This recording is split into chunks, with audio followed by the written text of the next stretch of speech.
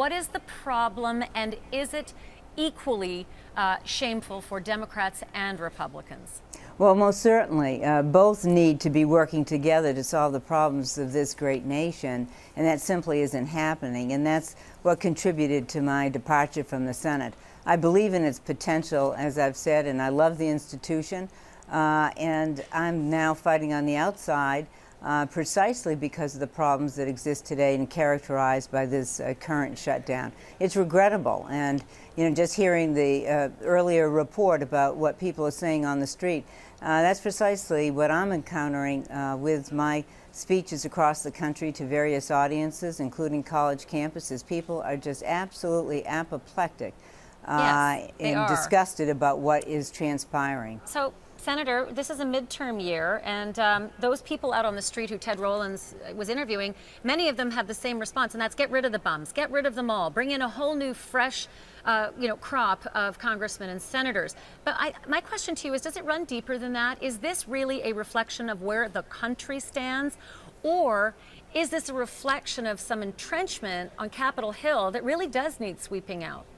Well, interestingly enough, Ashley, I don't think that the public is as divided as the political class would have you believe. I think there are a lot of special interests out there that want to continue to incite the divisions and the polarization. What needs to happen? We have to have more competitive seats in the U.S. House of Representatives. The gerrymandering has made these homogenous districts. That's unacceptable. And then secondly, to have more open primaries where independents can participate in those primaries. So you have more competitive primaries that less ideological, which now is what's happening on Capitol Hill, is they're all feeding to their political base, third-party interests, and every other group on the outside that fuels those interests for their own financial gain. So I mean, that's the problem. Yeah, you've gone right to the area I wanted to ask you, and I'm going to ask you to search your soul on this one and be as honest as you can. There's been a lot of criticism about the Tea Party and how it's been threatening those primary processes and then hijacking the Republican Party.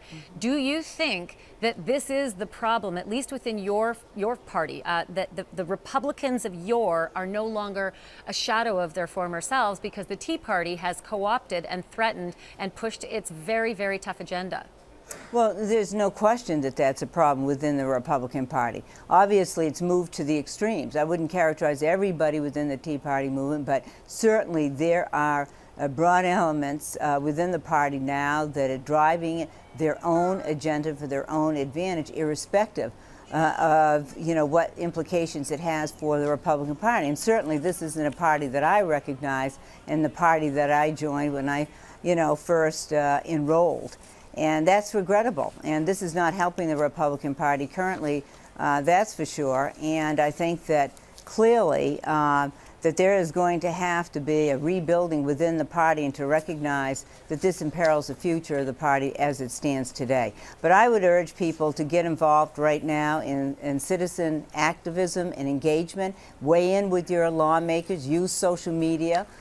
Use emails, use your online technology and communicate how disgusted and fed up you are with this process and this shutdown, and to tell them to go back to work and to solve the problems for this country.